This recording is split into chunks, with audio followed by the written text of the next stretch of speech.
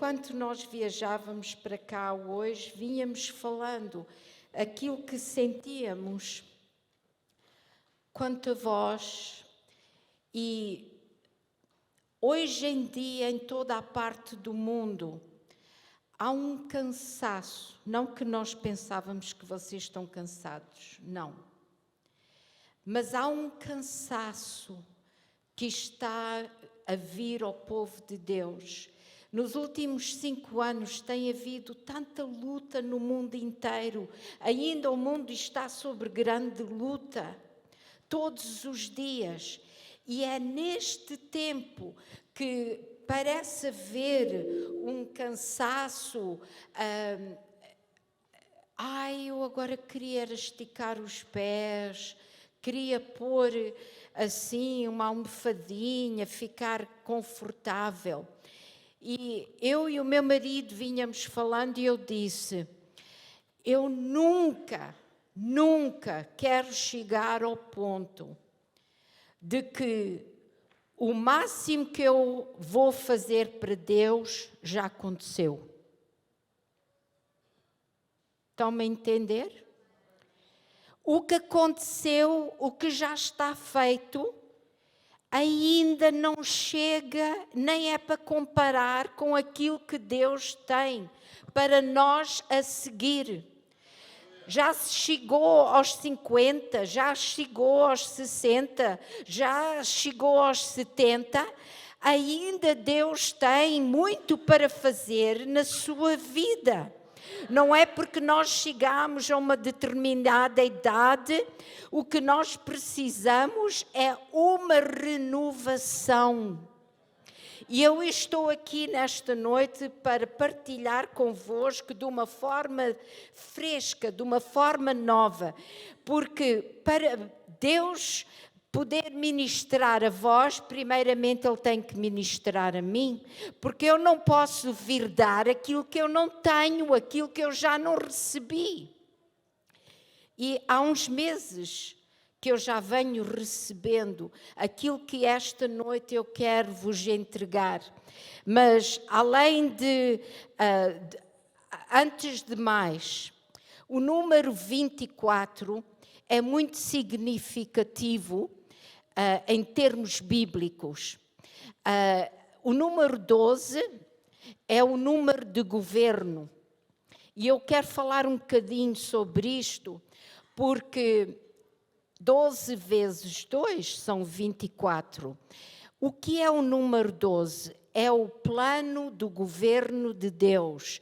E o número 24 tem a ver com o monte do Senhor. Nós cantávamos sobre o monte do Senhor. Quem subirá ao monte do Senhor? Diz o salmista, aquele que tem o coração limpo, as mãos puras, o coração limpo, ou ao contrário, as mãos limpas e o coração puro, não é? Este subirá ao monte do Senhor. E quero-vos mostrar rapidamente, não é isto que eu quero partilhar convosco, mas em Daniel, no capítulo 7 e no versículo 9, Daniel, portanto, no capítulo 7...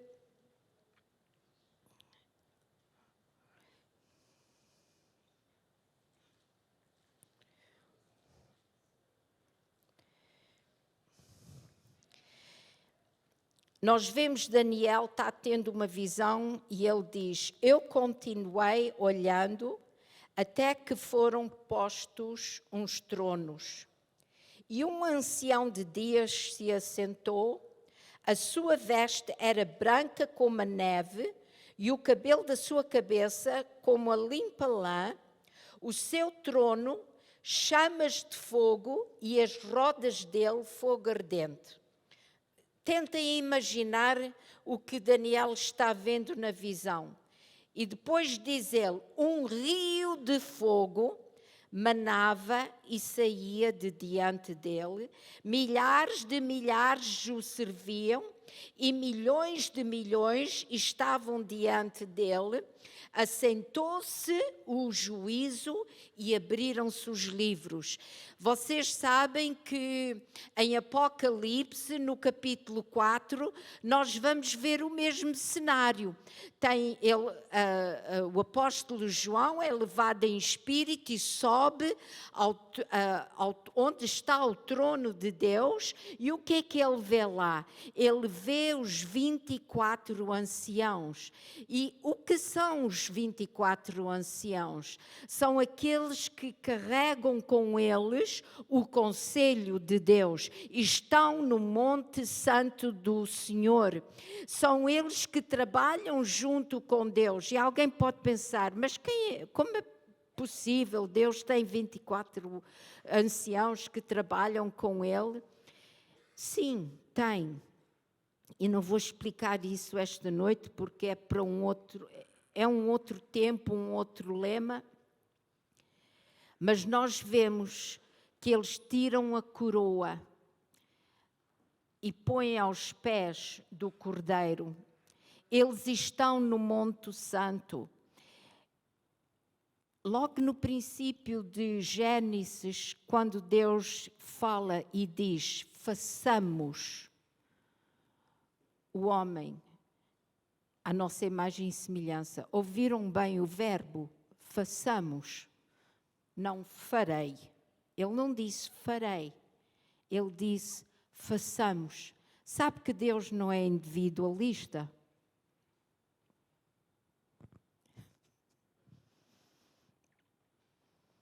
Temos que pausar, porque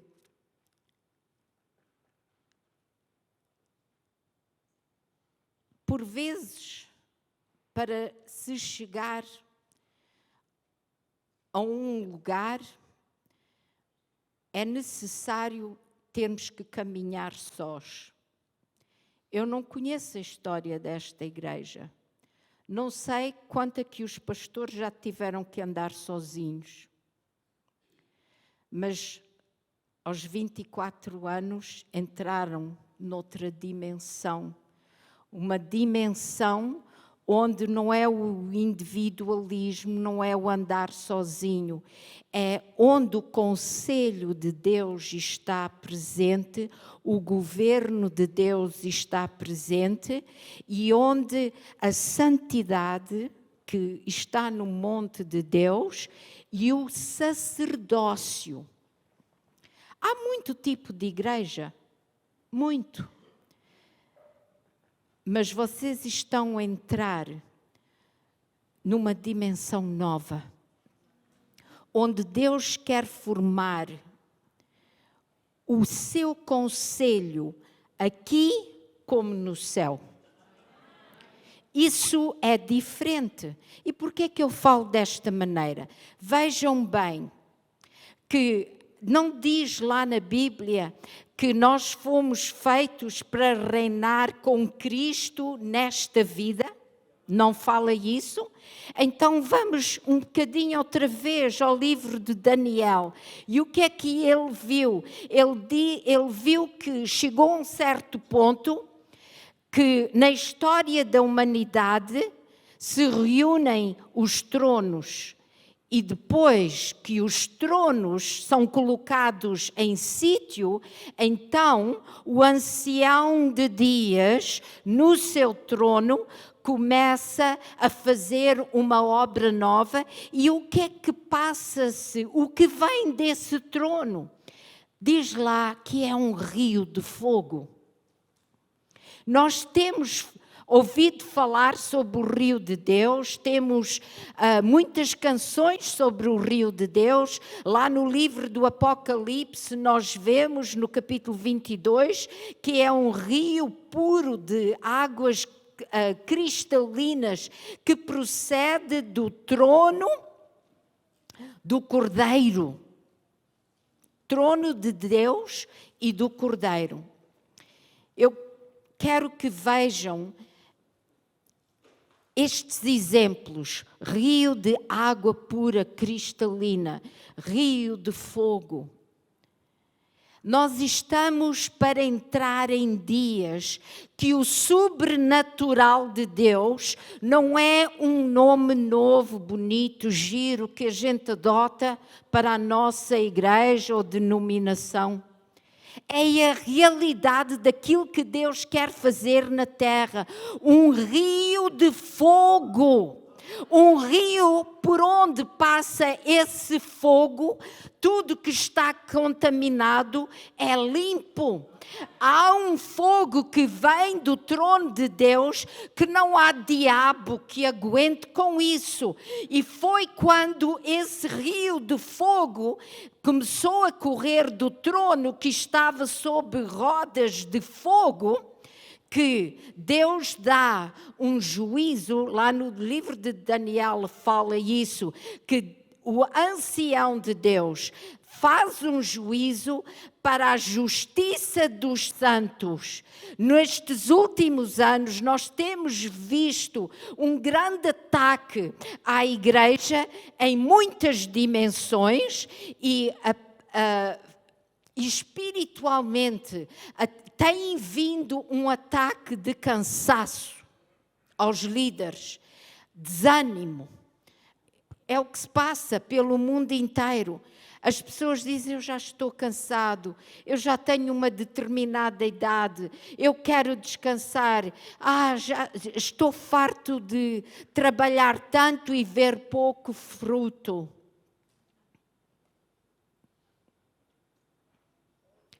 Mais um pouquinho. Mais um pouquinho, porque aí vem o rio do fogo, aí vem o rio da água cristalina, só que esse rio não vai correr, porque nós estamos sentados na poltrona em lazer. E é disso que eu vou falar esta noite. Esse rio não corre para quem não tem fome, para quem não busca, para quem não tem a devida intimidade com Deus. Quem subirá ao monte? Não são todos que sobem lá. E você? Quer subir? Há muitos que vão para o céu. Aqui não se trata de ir para o céu. Aqui trata-se de pertencer à tropa elite de Deus. Nestes dias,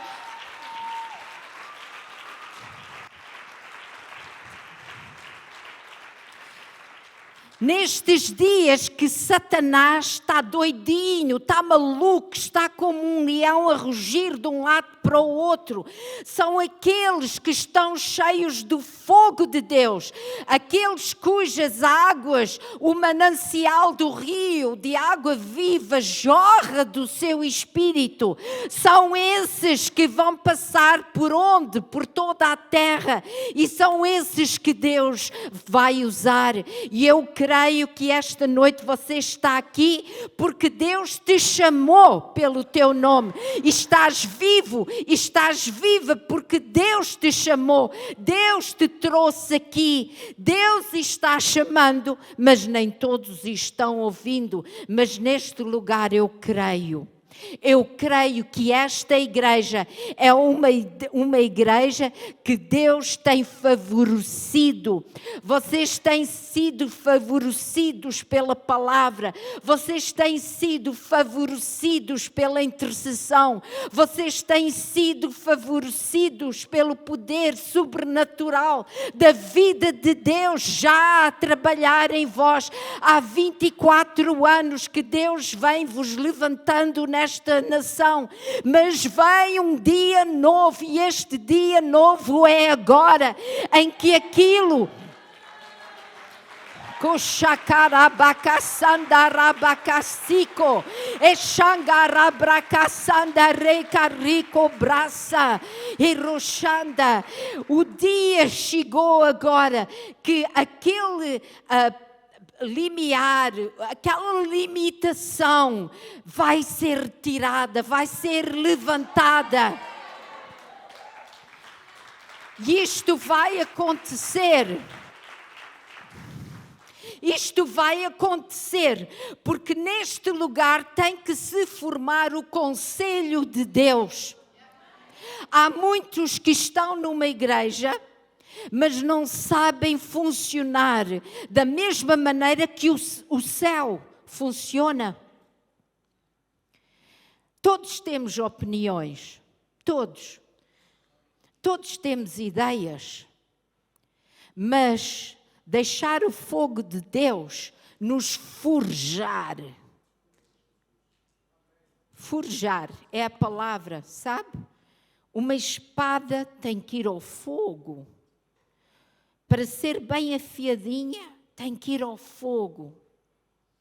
Temos que ser forjados como um só. O individualismo de cada um de nós. Eu tenho por hábito dizer assim: eu sou eficiente no meu trabalho de ministério e trabalho com outros, e eu digo, a nossa eficiência individual não presta se não somos eficazes como um.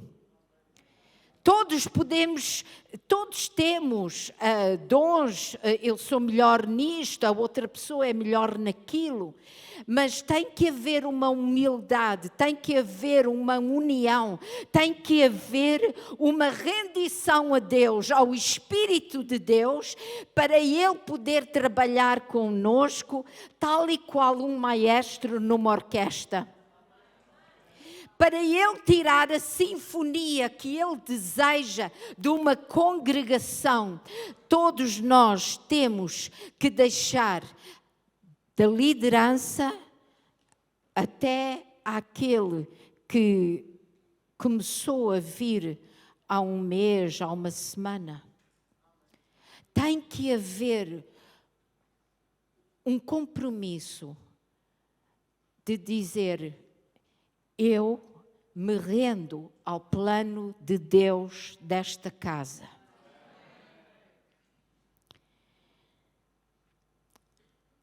A união do Espírito é vital. Sem a união do Espírito, a Bíblia diz que a bênção não está presente. Não é o dom numa pessoa, não é o dom em 2 ou 3 que vai romper as barreiras que nós enfrentamos. É o corpo de Cristo a funcionar como deve ser. Como diz lá em Efésios, por cada parte, por todas as partes fazerem a sua parte. Aqueles que sabem tudo, ou não são muitos, são mais aqueles que dizem: não sei, eu não sei nada, eu sou tão pequenino, não aprendi, não, isto é bom para o pastor, é bom para a pastora. Deus chamou-o a si. É Ele que o capacita, é Ele que lhe capacita. Ele precisa de todos. Esta casa ser cheia até ao ponto de ficar pequena. Portugal precisa de vós. Deus quer fazer uma obra nova. Como é que isso vem? Vem através de uma vida sobrenatural. E nesta noite eu quero falar do que é essa vida sobrenatural, e todo este fim de semana, a palavra que Deus nos deu para este fim de semana pode-se ver lá em Romanos, no capítulo 14, versículo 17, que é a palavra-chave. Portanto, podem ler comigo, porque o reino de Deus não é comida nem bebida, mas justiça e paz e alegria no Espírito Santo. Nós vamos falar do reino de Deus. Quem é que reina? é Deus. E o que é que o reino de Deus tem a produzir na nossa vida? Primeiramente, a justiça. Em segundo lugar, a paz e o gozo no Espírito Santo. E hoje eu vou-vos falar sobre o gozo no Espírito Santo, porque tudo que nós enfrentamos neste mundo nem dá para entender, mas o gozo do Espírito Santo é aquilo que é o antídoto, é o gozo do Espírito Santo que não faz sentido a ninguém, mas é o gozo do Espírito Santo que nos faz romper onde as trevas têm posse. Diz lá em Salmos 8 que Deus senta-se no céu e ri-se. Porquê que Deus se ri? Porque aqueles que estão na terra e debaixo do poder de Satanás, ele vê a loucura daquilo, eles pensam que são tão espertos, eles pensam que são tão fortes, e ele sabe, mas eles já se esqueceram quem é que lhes deu o sopro da vida. Quem é que te deu o sopro da vida que tens para pensares, eu já sei, eu sou forte. Temos que ter autoestima e autoconfiança, mas a verdadeira confiança começa quando nós nos rendemos aos pés de Jesus. É aí que nós temos firmeza total. E eu quero ler em Provérbios, no capítulo 4, versículo 20 a 23, diz assim: Filho meu, atenta para as minhas palavras. Às vezes nós lemos e, imaginamos, tem aqui uma poesia, é tão bonito, é poesia, e não estamos a ver o sentido real. Atenta para as minhas palavras. Às minhas razões inclina o teu ouvido, não as deixes apartar-se dos teus olhos, guarda-as dentro do teu coração. Digam comigo, guarda-as dentro do teu coração. O coração é um lugar muito importante. Depois diz assim, pois são vida para os que as acham, são vida para os que as acham. Quer dizer que nem todos acham a vida, nem todos acham a palavra. Para ter a vida é preciso achá-la e é preciso guardá-la no coração. E depois diz assim, e saúde para o seu corpo. Muitas vezes há doença, porquê? Porque a palavra não está a ser guardada no coração. A Bíblia não mente. Quando diz, atenta para as minhas palavras, esta é a realidade. Quando nós enchemos o nosso coração, a nossa vida, a nossa mente com a palavra de Deus, a palavra fica lá a trabalhar dentro de nós. Não disse Jesus, as minhas palavras são espírito e vida? É possível colocarmos a palavra de Deus dentro de nós e o espírito e a vida não nos tocarem?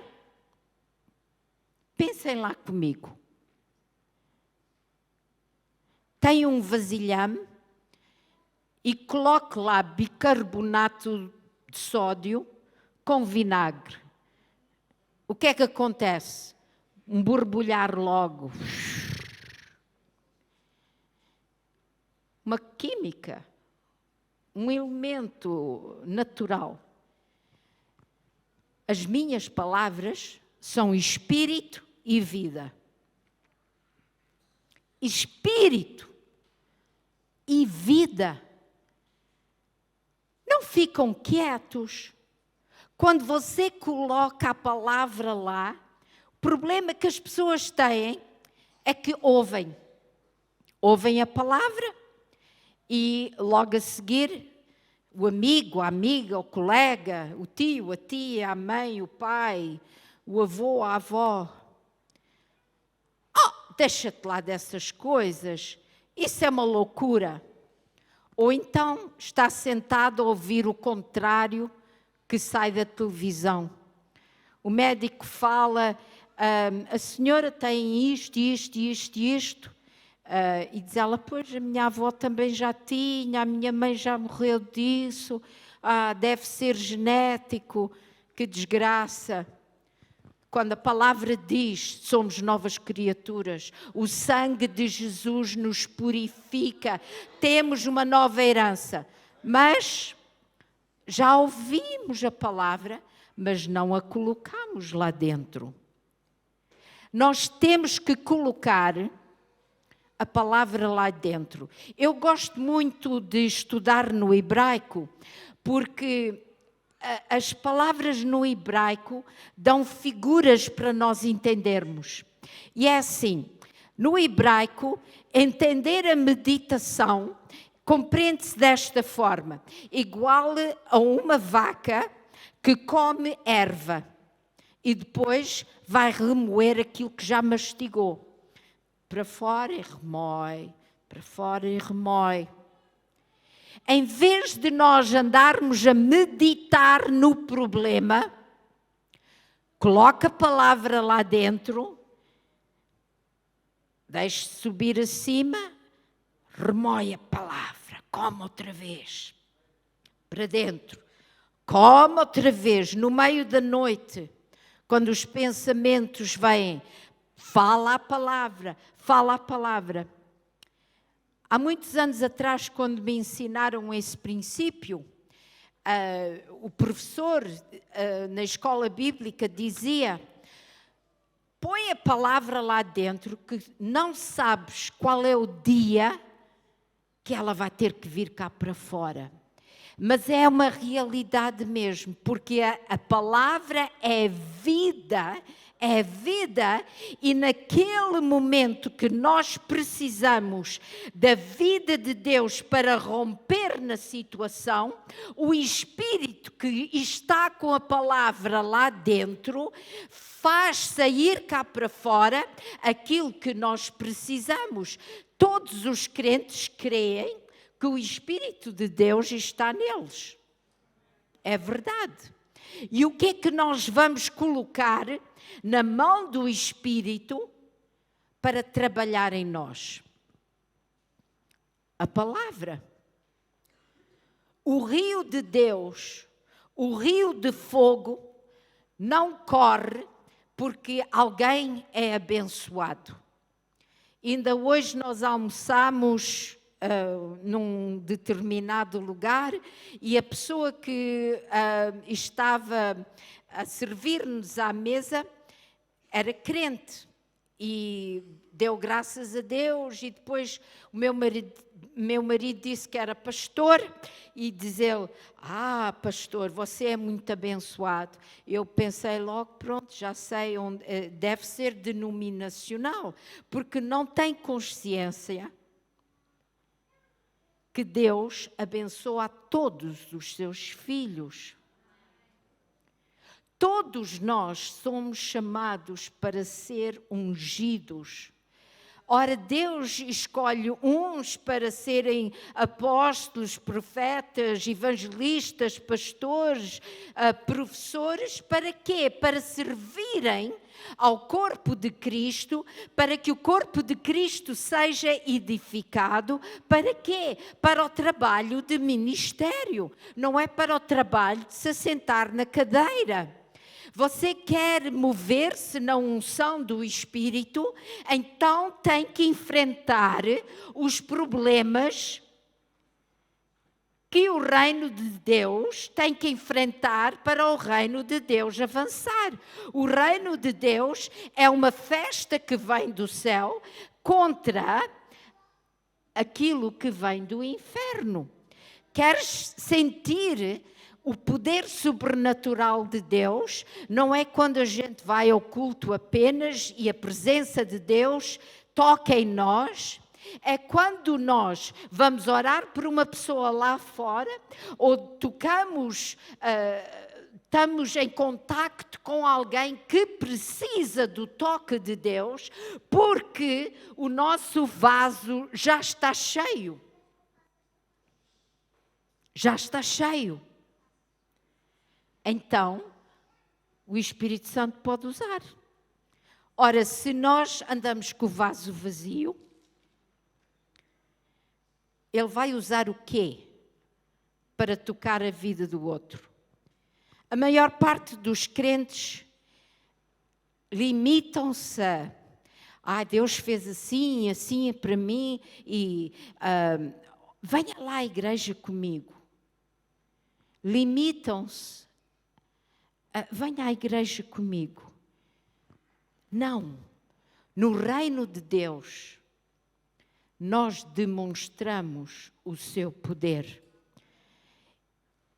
24 anos depois, há uma nova dimensão como povo de Cristo. Não é só de receber, mas para dar também. E eu sei que nesta igreja vocês já praticam isso. Diz assim, João 7, 37 a 39, diz assim: no último dia, o grande dia da festa, Jesus pôs-se em pé e clamou, dizendo: se alguém tem sede, que venha a mim e beba. Note bem, está ali uma festa religiosa em Israel e ele diz, se alguém tem sede, ele faz este convite justamente onde a água está passando. No dia de festa que demonstravam a água a correr para que o povo entendesse que existe um rio de Deus e dizer, se alguém tem sede, venha a mim. Ora, nem parecia ter assim muito sentido que ele está ali onde está o riacho a correr e dizer, quem tem sede, venha a mim. Porque o rio, na Bíblia, significa conhecimento. No reino de Deus, nós temos que entrar num outro conhecimento, que não é um conhecimento da terra, não é um conhecimento comparável ao conhecimento humano, aquilo que as pessoas podem enfatizar na liturgia, explicar na teologia. É necessário termos uma intimidade com o Espírito de Deus para que daí nasça a revelação do Espírito. Porquê? Porque hoje estamos vivendo dias como nunca foram vividos. Nos fins do tempo, ninguém pense que vai ler livros de há 100 ou 200 anos atrás, ou de 50 anos atrás. Sim, Deus trabalha de formas que nós podemos reconhecer, essa é a obra de Deus, mas Ele vai fazer nestes dias algo que nunca foi feito na terra. Nós não temos que estar a olhar para o passado, temos que estar a olhar para Ele e a saber, eu tenho que alinhar, que nem uma tropa de elite, ao comando do Espírito, em união. A igreja não é para nós sermos individualistas ou sermos, não, eu faço isto, eu faço tiro ao alvo sozinho, subo lá no topo de um prédio e o meu trabalho é zumba sozinho. Não, quem está sozinho nestes dias não vai ter o êxito que Deus quer que nós, como sua noiva, nós como seu exército, elite, Temos que trabalhar juntos, fazer as coisas de uma maneira nova. É isso que vai requerer para nós avançarmos o reino de Deus neste tempo de trevas. Sabem porquê que alguns estão cansados? Porque já esgotaram a sua revelação. Estão cansados porque esgotaram a teologia. Estão cansados porque estão desconectados com o Espírito. Qualquer um se pode cansar, mas chegar ao ponto de não ter mais nada para dar, é nesse momento que é preciso dobrar o joelho. Pensam que isso nunca nos aconteceu a nós?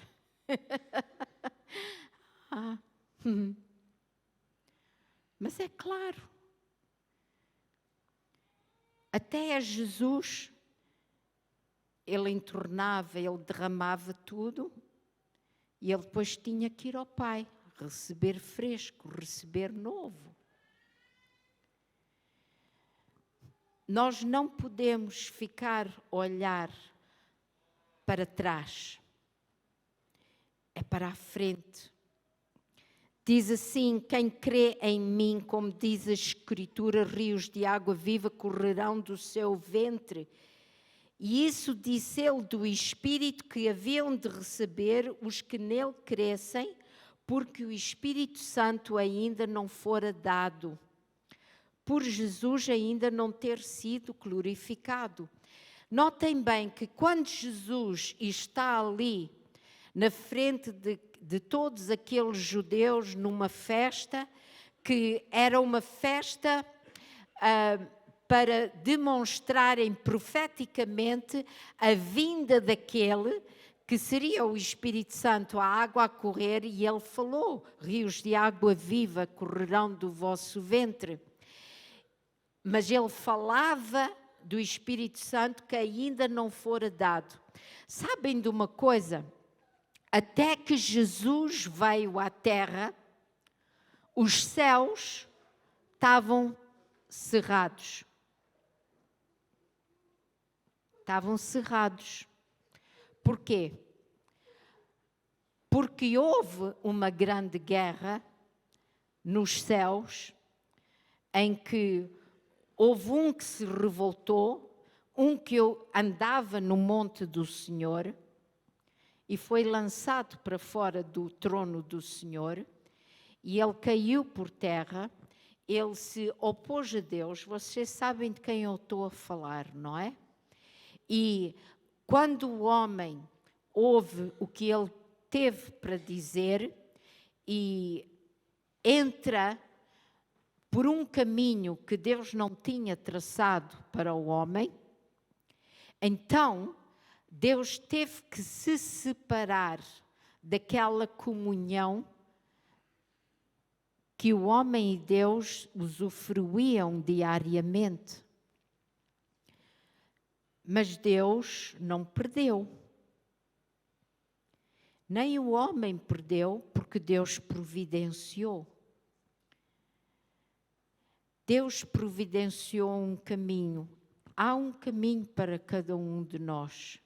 É o caminho através de Jesus. E nós vamos poder ver que quando Jesus vem à terra e depois que ele vai à cruz e ele vai aos infernos e de lá ele tira a chave da morte, do aguilhão, e ele vence o poder do pecado por todos nós, e nós podemos agora receber a justiça de Deus. Porquê? Porque ele foi feito pecado por nós. Para quê? Para nós recebermos a justiça dele. Este é um dos problemas que muitos crentes ainda têm. É que Já ouviram falar que fomos feitos a justiça de Deus, mas não entendem. Ficam a pensar no pecado o dia inteiro, no pecado, no pecado. E eu hoje ainda não fiz assim, e será que Deus gosta de mim? Deus gosta de si, mandou Jesus. O poder do pecado já está resolvido. Ele enviou o Espírito Santo para lhe dar a força que precisa. Deu-lhe a palavra para não só o iluminar, mas alimentar. E enquanto Satanás mantém o crente a pensar, eu ainda estou amarrado, eu ainda estou assim, eu ainda me dá aquilo. É isso que o fogo do Espírito Santo queima quando a gente diz: Senhor, eu venho a ti, queima, queima, limpa. O fogo toca em alguma coisa que fica corrupto, ou onde o fogo para, ou vai, tudo fica purificado. Tudo que passa pelo fogo fica limpo. O trabalho da santificação é o trabalho do Espírito Santo na nossa vida, e por isso nós temos que aprender a nos rendermos a esse trabalho do Espírito na nossa vida. E não é que nós temos que... é pelo nosso esforço. Não, é pela nossa rendição. Custa mais render do que se esforçar. Porque se esforçar, eu quero, eu posso, eu tenho força. Mas quando é o Espírito que faz, não sou eu. Eu apenas me rendo. E é aí que Deus pode trabalhar, a vida de Deus pode trabalhar em nós. Em Romanos 8, no versículo 2, diz assim: a lei do Espírito de vida em Cristo Jesus livrou-me da lei do pecado e da morte.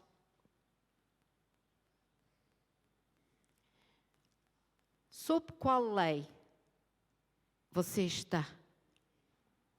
Qual é a lei que comunica consigo?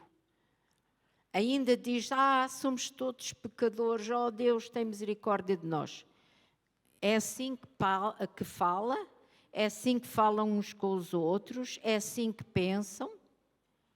A lei do Espírito de vida em Cristo Jesus livrou-me da lei do pecado e da morte.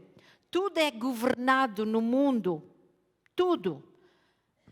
Portugal tem as suas leis e temos que andar por elas.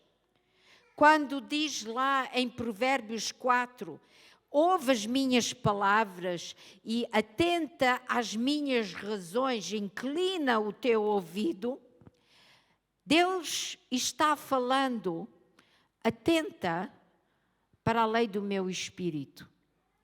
É a lei do Espírito que nos vai libertar da consciência do pecado e da consciência da insuficiência, de tudo que nós olhamos para nós mesmos e dizemos: falta-me aqui algo. Mas quando nós nos entregamos a Deus e a entender: Senhor, eu quero viver sobre a lei do Teu Espírito, e a lei do Espírito de Deus é um espírito de vida. Aonde a lei do Espírito de Deus toca, a vida de Deus começa a fluir. A vida começa a fluir. Muito rapidamente quero dar-vos, o tempo está a passar, quero-vos dar 3 conceitos do hebraico. O primeiro conceito, nós em português só temos a palavra vida para explicar tudo. Mas no hebraico tem um outro entender em que a vida é também o ser vivente. Noutras palavras, há muitos tipos de vida, ou seja, género de vida. Nós fomos feitos consoantes o género de Deus.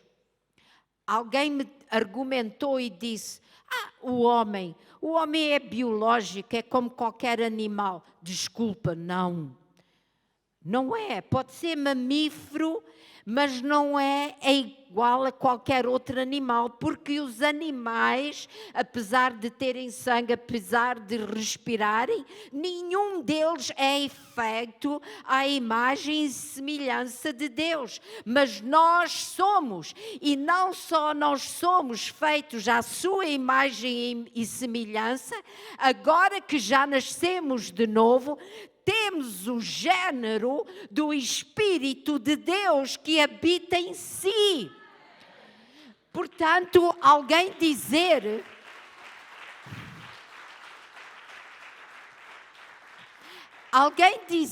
eu sou pecador, não, todos podemos pecar, mas a nossa identidade não é mais a de um pecador.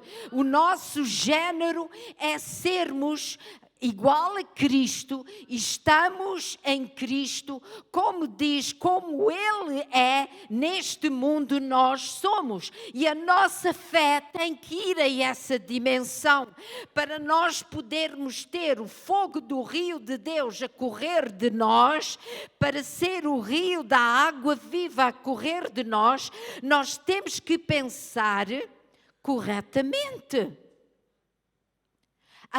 Temos uma nova identidade. Não há um crente que argumente dizendo: eu não sou nova criatura. Veja bem, ainda ontem zanguei-me e saiu-me uma certa palavra que eu já não me lembrava há muitos anos. Qualquer um de nós pode ter um momento de fraqueza, mas não fuja, corra para seu Pai. Não diz lá em 1 de João, se confessarmos as nossas fraquezas, Ele é fiel e justo? Claro, vamos a Ele, confessamos, Ele nos perdoa. Isso não quer dizer que nós temos uma atitude onde o temor do Senhor não está presente na nossa vida, não. Mas temos que saber que, primeiramente, qual é a minha identidade. O meu género, eu sou feito conforme a identidade do primogênito. E temos que renovar o nosso entendimento a isso. Em segundo lugar, o que é o Espírito? A palavra no hebraico é ruach, o que quer dizer o verdadeiro sopro de Deus. Todos os animais respiram, as plantas também respiram. Quer dizer que o oxigênio vem de onde? Se foi Deus que soprou nas nossas narinas, eu acredito que o oxigênio emana de Deus. E tudo o que existe neste mundo existe porque Deus dá oxigênio. A vida toda depende de Deus. Notem bem, lá no jardim, Ele soprou nas narinas de Adão. Mas também nós vemos que quando Jesus ressuscitou dos mortos e Ele aparece aos discípulos, o que acontece, diz lá, e Ele soprou sobre eles. O problema que nós temos é que existem muitos crentes que têm o Espírito na sua vida, mas o sopro de Deus está fraquinho. O espírito deles está como que sem fogo. Porquê? Porque eles não entendem como as coisas espirituais funcionam. É preciso renovar a maneira de pensar, a maneira de sentir, e o Espírito Santo está a alertar, a acordar o seu povo em toda a parte do mundo para entender estas verdades. Terceira palavra no hebraico é chai, que quer dizer a seguinte: é a vitalidade da vida. Portanto, a vida tem força. Quando quebra a força, acaba a força numa pessoa, a vida está para acabar. Agora a pergunta que eu quero fazer é esta: como vai a vida espiritual dentro de nós? Qual é o estado da nossa alma, o estado do nosso coração, em termos vitalícios, em termos da vitalidade? A vitalidade só vem de uma forma: por intimidade com a palavra e com o Espírito. É maravilhoso ir a um culto com louvor que nos faz deslumbrar. É maravilhoso vermos sinais, prodígios, maravilhas, vir um pregador que nos anima muito. Mas não era isto que eu queria fazer esta noite. Esta noite eu queria chamar a atenção. Como está a vitalidade do teu espírito? Aquela intimidade com o Espírito de Deus, a força, estás fraco, estás forte, reconheces que é pelo Espírito de Deus que o teu espírito vai ser fortalecido?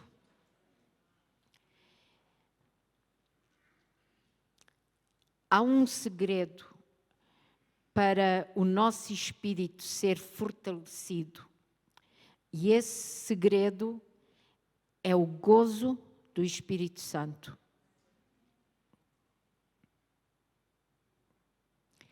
Para já, em Isaías 61 fala que Ele nos unge com o óleo do gozo. Óleo de gozo. Não é simbólico, é real. A natureza do Espírito Santo é gozo. O Espírito Santo toca-nos com o gozo. Sabem que no céu é só gozo, alegria. Não diz que Ele vai enxugar toda a lágrima. A única vez que a gente vê alguém no céu a chorar é quando alguma coisa relativa à terra triste ainda estava a acontecer. Quem abrirá os selos? Mas para nós, os remidos, o ministério de Deus a nós é de gozo. Nós temos um sumo sacerdote que já rompeu os céus, conforme diz lá em Hebreus. Os céus estavam fechados, mas Ele abriu, Ele rompeu os céus, Ele abriu o caminho. Para quê? Para nós podermos receber o óleo de gozo. Não há interdição, não há barreiras, não há limitação. É o óleo do gozo do Senhor que nos vai dar a força para enfrentarmos tudo. É o óleo do gozo do Senhor que nos dá a certeza, a confiança, a vitalidade de espírito. As pessoas olham para nós e dizem: como é que é possível aquela pessoa passar por tanta coisa e estar ali assim? É como que nada lhe toca. Não toca mesmo. Estamos cobertos com o óleo do gozo do Senhor. A água passa, cai, vai embora. A alegria do Senhor é a nossa força. Não é um provérbio, é uma realidade. E nesta noite, o tempo é curto, mas eu quero dar uma oportunidade àqueles que esta noite sentem: Senhor, o meu espírito está cansado. Somos feitos à imagem de Jesus, mas eu sinto-me cansada em espírito, enfraquecida em espírito, ou enfraquecido em espírito. Eu preciso de fogo.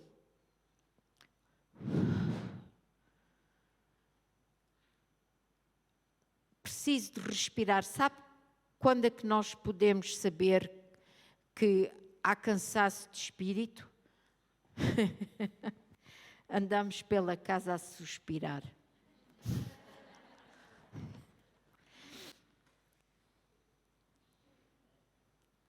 São realidades. Suspiramos porquê? O Espírito. O Espírito. Mas quando o gozo do Espírito vem sobre nós, contigo eu posso saltar uma muralha. Não é pela minha força, é pela força daquele que vem sobre mim. Vou pedir ao grupo de louvor para vir. Há uma palavra no hebraico que em português nós traduzimos essa palavra por reavivamento. E essa palavra está ligada à vitalidade e significa isto, que quando entramos em reavivamento, a vida de Deus volta a estar conectada com a nossa. Problema de conexão.